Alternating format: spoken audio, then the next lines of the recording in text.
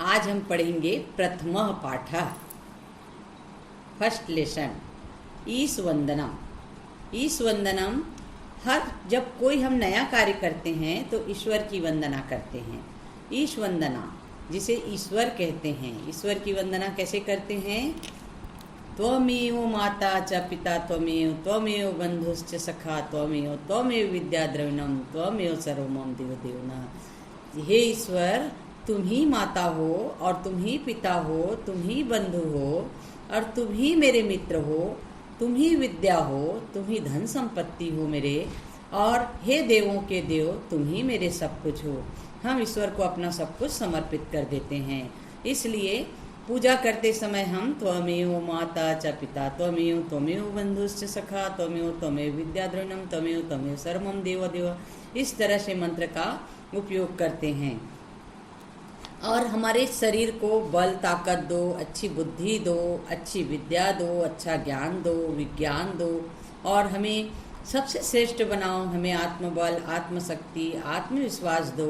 इसलिए हम इस यक्ष बलम देहे स्वास्थ्य बुद्धि च यक्षनः यक्ष विद्या सुविज्ञानम यक्ष चात्मबल परम, इस तरह से हे ईश्वर हमें शरीर में बल यानी ताकत दो, अच्छा स्वास्थ्य दो, अच्छी बुद्धि दो, हमको अच्छी विद्या दो, अच्छा ज्ञान दो, विज्ञान दो, और सबसे श्रेष्ठ हमें आत्मबल और आत्मशक्ति या आत्मविश्वास दो। ऐसे हम ईश्वर से वंदना करते हैं।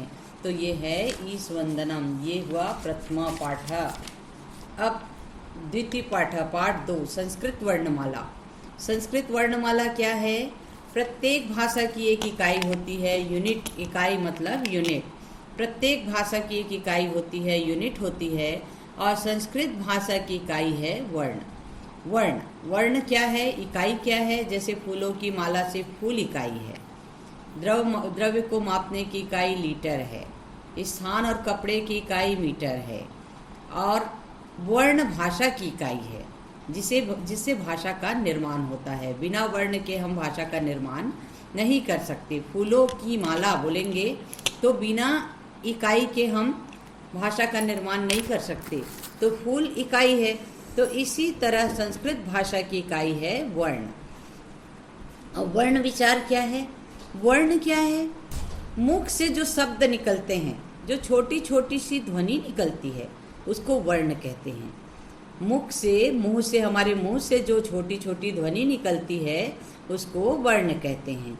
जैसे अ, स, म, क आदि। तो इस तरह से हम जो उच्चारण करते हैं अ, स, म, क, ये वर्ण हैं। अब वर्ण के प्रकार भी हैं। हमारे जो ध्वनि निकलती है उसमें अलग अलग प्रकार भी होते हैं। कैसे होते हैं? संस्कृत वर्णमाला में वर्ण 3 प्रकार के होते हैं। पहला स्वर वर्ण। स्वर किसको बोलते हैं? स्वर वर्ण में 3 प्रकार के होते हैं, स्वर वर्ण, व्यंजन वर्णा, आयोवाह। तो स्वर वर्णा, जिन वर्णों का उच्चारण स्वतंत्र रूप से किया जाता है उन्हें स्वर वर्ण कहते हैं, स्वर वर्ण कहते हैं। जिन वर्णों का उच्चारण हम स्वतंत्र रूप से करते हैं उन्हें स्वर वर्ण कहते हैं। यानी उन्हें बोलने के लिए हमको और कोई वर्ण की आवश्यकता नहीं होती, कोई और वर्ण की आवश्यकता नहीं, सहायता नहीं लेनी पड़ती। उन्हें बोलने के लिए अन्य वर्णों की सहायता की आवश्यकता नहीं होती। उन्हें संस्कृत में अच भी कहा जाता है। तो संस्कृत में स्वर वर्ण 13 होते हैं। क्या, कौन से स्वर वर्ण हैं? अ, आ, इ, उ, ऋषि करी, री, ए, ओ, औ, ये 13 जो वर्ण हैं ये स्वर वर्ण हैं। इसको बोलने के लिए हमको किसी की आवश्यकता नहीं हो रही है। अ, आ, इ नहीं हो रही है ना। तो इस प्रकार से ये स्वर वर्ण हैं। अब इसके प्रकार, इसमें 2 प्रकार के होते हैं। ह्रस्व स्वर, ह्रस्व का अर्थ है छोटा। ह्रस्व स्वर 5 प्रकार के होते हैं। अ, ई, उ, ऋषि के लिए, री, री, ये छोटे होते हैं। ह्रस्व मतलब छोटा। ह्रस्व स्वरा, ह्रस्व का अर्थ है छोटा। ह्रस्व के 5 प्रकार होते हैं। अ, ई, उ, ऋषि के री, ये 5 प्रकार हैं। अब दीर्घ स्वर, लघु स्वर भी बोलते हैं इसको, हिंदी में लघु स्वर बोलते हैं ह्रस्व स्वर को। अब दीर्घ स्वर, लघु और दीर्घ 2 प्रकार के होते हैं, जिसके हमको उच्चारण करने के लिए लंबा करना पड़ता है वो दीर्घ स्वर होता है। दीर्घ का अर्थ है बढ़ा। दीर्घ स्वर कितने प्रकार के होते हैं? 8 प्रकार के। आ, ई, उ, ऋषि के री, ए ओ, औ। थोड़ा लंबा करना पड़ रहा है ना, ये दीर्घ स्वर है। और जिसको हमको लंबा करने की आवश्यकता नहीं है, अ, ई, उ, ये लघु स्वर, ह्रस्व स्वर है। तो स्वर 2 प्रकार के होते हैं। ह्रस्व स्वर जो जिसका मतलब है छोटा, अ, ई, उ, ऋषि के री। और दीर्घ स्वर इसका अर्थ है बड़ा, आ, ई, उ, ऋषि के री, ए ओ, औ। यानी हमको बड़ा करना पड़ रहा है स्वर को। तो इन स्वर वर्णों का जो उपयोग होता है वो मात्राओं के रूप में होता है। जैसे नदी, न प्लस अ प्लस द प्लस ई, नदी, ऐसा। तो इस तरह से स्वर वर्ण जो है 2 प्रकार के होते हैं। अब है व्यंजन। व्यंजन जिन वर्णों का उच्चारण स्वर वर्ण की सहायता से किया जाता है उन्हें व्यंजन कहते हैं। जिसके उच्चारण के लिए हमें स्वर की आवश्यकता होती है उन्हें व्यंजन कहते हैं। जिन वर्णों का उच्चारण हम स्वर की सहायता से करते हैं, स्वर वर्ण की सहायता से करते हैं, उन्हें व्यंजन कहते हैं, व्यंजन वर्ण कहते हैं। जैसे क हलंत प्लस अ, क में हलंत लग गया मतलब क पूरा नहीं हुआ, प्लस अ लगाए तब वो क हुआ।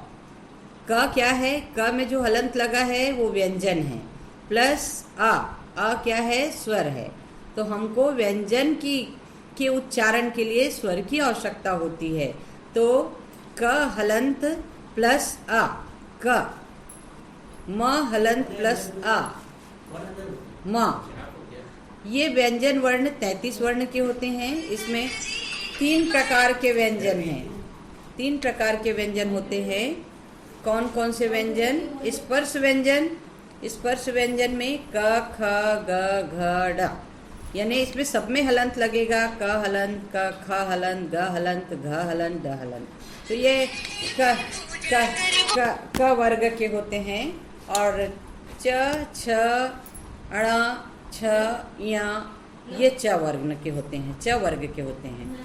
ट, ठ, ड, ढ, अण, ये ट वर्ग के होते हैं, सब में हलंत लग रहा है। त, थ, द, ध, न, ये त वर्ग के होते हैं। प, फ, ब, भ, म, ये प वर्ग के होते हैं। तो ये जो संख्या है इनके ये हैं 25 होते हैं। तो स्पर्श व्यंजन है, स्पर्श करते हुए, जिह्वा को स्पर्श करते हुए हम बोलते हैं, तो ये स्पर्श व्यंजन है, स्पर्श व्यंजन है। अंतः स्तः व्यंजन य, र, ल, व, य, र, ल, व। अब है उष्म व्यंजन। उष्म में श, श, स, ह, श, श, स, ह, सलजम का सा, षटकोण का सा, सरोता का सा और हलवाई का हा। तो ये व्यंजन जो है 33 प्रकार के होते हैं, 33 होते हैं। अब ये 2 हो गया, स्वर और व्यंजन अपन पढ़ लिए। अब आयोगवाह। आयोगवाह 2 प्रकार के होते हैं, अनुस्वर और विसर्ग। अनुस्वर रंग, बंदर, चंदन आदि। ऊपर में जो बिंदी लगती है चंद्र बिंदु, उसको जैसे रंग में लगता है ऊपर बिंदु, बंदर में लगता है, चंदन में लगता है, ये अनुस्वर है, अनुस्वर। विसर्ग, विसर्ग मतलब जो शब्द के बगल में 2 बिंदु लगते हैं, कह, मह, तह, ये विसर्ग हैं। जो कोई भी शब्द जैसे क के बगल से ही लगा हुआ 2 बिंदु लगेगा, उसको कह, मह, तह आदि।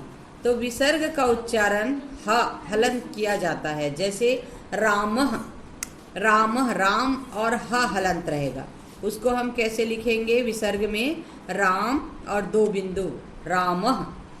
बालकः, बालक ह लिखा रहेगा हलंत, तो बालकः, बालक लिख के उसमें 2 बिंदु लगाएंगे, तो बालकः। तो ये है विसर्ग। तो आयोगवाह जो है स्वतंत्र रूप से नहीं लिखे जाते या बोले जाते, उनमें लिखने के और बोलने के लिए किसी न किसी की आवश्यकता होती है, वर्ण की आवश्यकता होती है। तो इसको जैसे या तो ऊपर बिंदु लगेगा या तो बगल में 2 बिंदु लगेगा। तो ऊपर बिंदु लगेगा उसको अनुस्वर बोलते हैं, और बगल में 2 बिंदु लगेगा उसको विसर्ग बोलते हैं। अब संयुक्त वर्ण, दो व्यंजन वर्णों के मेल से जो व्यंजन वर्ण बनते हैं उन्हें संयुक्त वर्ण व्यंजन कहते हैं। 2 व्यंजन वर्णों के मेल से जो व्यंजन वर्ण बनते हैं उन्हें संयुक्त वर्ण व्यंजन बोलते हैं। जैसे क हलंत स हलंत, तो छ बन गया छ हलंत, त हलंत प्लस र हलंत ज्ञ बन गया, ज हलंत ज्ञ हलंत ज्ञ बन गया, ज्ञानी का ज्ञ। श हलंत प्लस र हलंत स्र बन गया, स्र श्रवण श्रुना। इस तरह से ये 2 व्यंजन की सहायता से बोले जाते हैं। जैसे अभ्यास अभ्यास अभ्यास अभ्यास, है ना, तो ये पूरा करते हैं इसको अभ्यास, अभ्यास है उसको अभ्यास बनाते हैं। तो ये हो गई आज की क्लास 1 और 2। कल पढ़ेंगे 3 और आगे की क्लास कल करेंगे, ठीक है।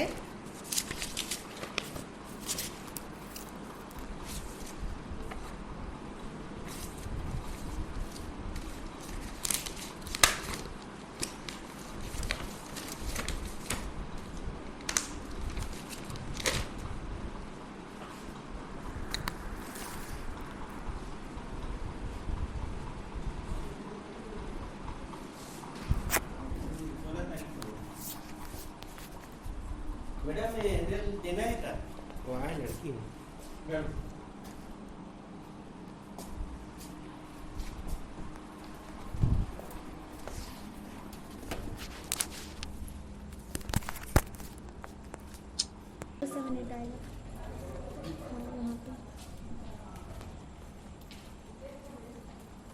जीरो 7 7 के बाद 8 है।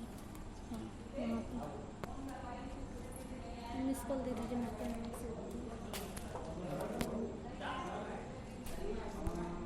मेरा एडमिशन पूरा हो गया तो मैं ही चूक गई हूँ। क्या यहाँ पहले क्या नाम से सेव कर? भानु कर देना। आप तनु नाम से सेव कर दिया, ठीक है, थैंक यू। उस दिन आप नहीं आए और भाई वाला नहीं बता देना। वाह, तो मेरा वो मतलब और में बताया बताया जाता है नहीं, कि नहीं ऐसी चीजें, ये गोपनीय चीजें हैं, ऐसे मैं कैसे बता दोगे? ग्रुप में भी वो नहीं मिला मेरे को। ग्रुप में नहीं हो मतलब आपने क्लास अटेंड नहीं किया है? नहीं, मतलब जो नोटिफिकेशन आता है ना उसका, और ऐसा झूठ वाला कोई बात नहीं वो है। तुम्ही बस को नहीं मिला, बाकी सब बच्चे